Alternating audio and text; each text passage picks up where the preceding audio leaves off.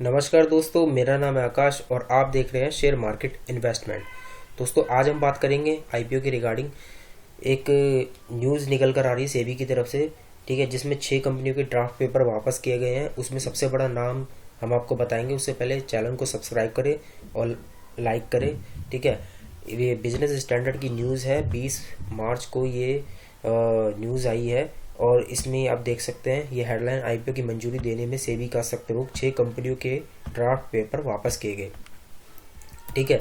और इसमें जैसे आपको हम बता दें कि पेटीएम जैसे बड़े आईपीओ में जिन लोगों ने पैसे डाले थे, जिन लोगों ने सोचा था कि यहाँ पर निवेशक अपना पैसा बना लेंगे आईपीओ में पैसा डाल के, ठीक है, ताकि उन्हें एक अच्छा गेन मिल जाए, लेकिन देखा कि आपने पेटीएम जैसे बड़े आईपीओ में क्या हुआ था, असफलता ही मिली है उस इतने बड़े आईपीओ में, ठीक है। आज पेटीएम करीबन 650 रुपये सस्टेन कर रहा है और 1900 रुपये के आसपास इसकी एक ओपनिंग आई थी, ठीक है ना।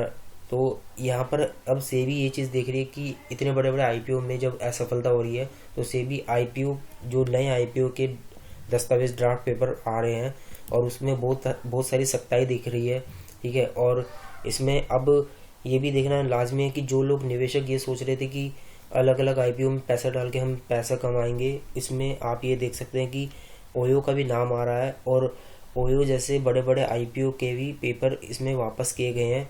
सबसे बड़ा नाम जो इस 6 कंपनी में निकल कर आ रहा है जिसके ड्राफ्ट पेपर वापस किए गए हैं, उसमें सबसे बड़ा नाम है ओयो।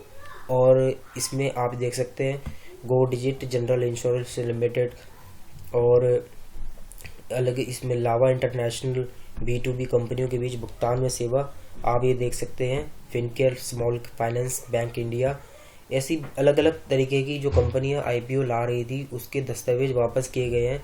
क्योंकि इसके पीछे कारण क्या होता है, कुछ है ना डॉक्यूमेंट्स में इश्यूज होते हैं। तो रेड हेरिंग प्रोस्पेक्टस DRHP को एक तरीके का दस्तावेज का डॉक्यूमेंट होता है जिसमें अगर सेबी को कुछ इश्यूज नज़र आते हैं तो वो उसके डॉक्यूमेंट वापस कर देती है। इन 6 कंपनियों के सितंबर में 2021 में 22 में सेबी के आईपीओ के कागज़ दाखिल किए गए थे। जनवरी मार्च 10 मार्च तक के दौरान कागज़ जमा करे गए थे। आप ये देख सकते हैं, ये लिखा हुआ है ये कंपनियां मिलकर कम से कम 12,500 करोड़ रुपए जुटाने की उम्मीद कर रही थी, ठीक है। कुछ बेहद चर्चित आईपीओ में निवेशक पैसे गंवाने के बाद सेबी अब ऐसे सख्त कदम उठा रही है, ठीक है। आप अपने पैसों को संभाल के रखें, क्योंकि अब मुझे नहीं लगता कि इस वॉलेटिलिटी मार्केट में जैसे न्यूज़ आ रही है यूएस में सिलिकॉन वैली बैंक डूब चुका है, ठीक है ना, सिग्नेचर बैंक डूब चुका है और क्रेडिट इश्यूज भी आ रहे हैं। क्रेडिट इश्यू जब डूब रहा था तो वहाँ के कर्मचारी, उस क्रेडिट इशू के कर्मचारी छुट्टी लेके मौज काट रहे थे और बैड न्यूज़ आ रही है अलग अलग जगह से, ठीक है। और मार्केट गिरता जा रहा है, बैंक निफ्टी, सेंसेक्स निफ्टी सब सब नीचे जा रहा है, हर दिन कुछ ना कुछ डाउन दे रहा है। और ऐसे में अगर कोई आईपीओ में अगर कोई निवेशक रिटेलर यूँ सोचता है कि मैं चलो शेयर मार्केट से पैसा नहीं कमा रहा हूँ तो क्या हुआ, तो मैं एक जो नया आईपीओ आएगा उसमें पैसा डाल के कुछ अलॉटमेंट लेके और अपना प्रॉफिट गेन कर सकता हूँ। पर आपको याद होगा कि अभी कुछ ही समय पहले एक दिवजी टॉक ट्रांसफ़र सिस्टम लिमिटेड एक आईपीओ आया था। आपको मैं बता दूं, इसने मिनिमम सिर्फ 5% तक का ही गेन दिया था, ठीक है। जब ये लिस्टिंग गेन हुई थी इसकी, ठीक है, जो लिस्टिंग डेट थी उसमें 5% का ही दिया था। तो मेरा मानना है कि ऐसी गिरती मार्केट में अगर कोई आईपीओ में पैसा डालता है तो वो उसके लिए यहाँ पर भी पैसे कमाने का मौका नहीं है, क्योंकि जीएमपी रेट कम हो जाता है हर एक आईपीओ का। जब मार्केट ही गिरेगी तो जीएमपी रेट भी गिरेगा, ठीक है। तो इस हिसाब से आप अपने पैसों को होल्ड रखिए।